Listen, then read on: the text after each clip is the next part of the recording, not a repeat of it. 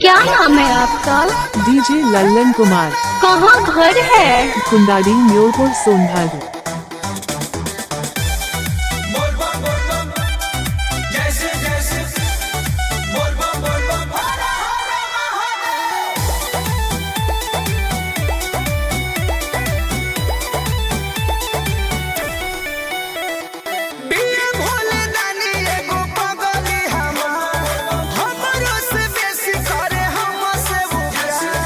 क्या नाम है आपका?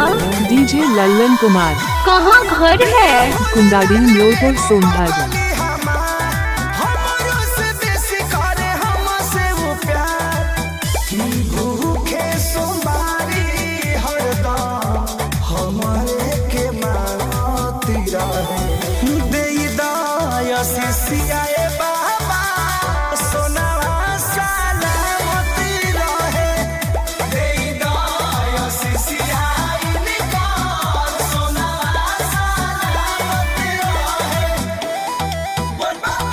क्या नाम है आपका?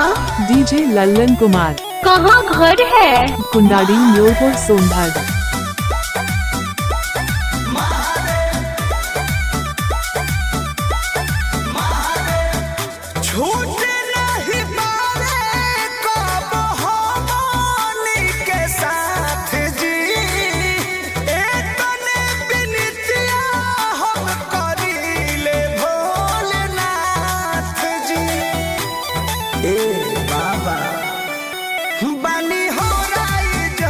क्या नाम है आपका? डीजे लल्लन कुमार। कहाँ घर है? कुंडाड़ी म्योरपुर सोनभद्र।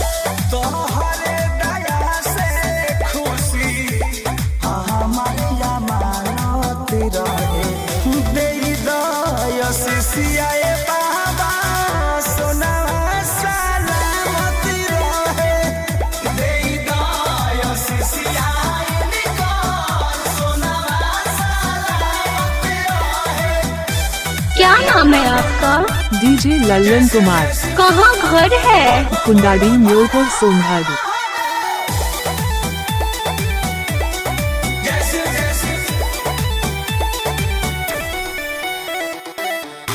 धीरे धीरे खत्म कर जिंदगी के रिक्स जी, सातों जन्म खातिर कदीनाथ।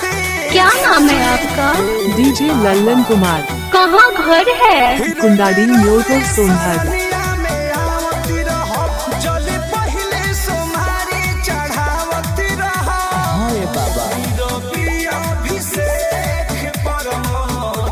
महिमा बखानत रहे दयस सियाए बाबा, हीरावा सलामत रहे दयस सियाए निकाल सोना।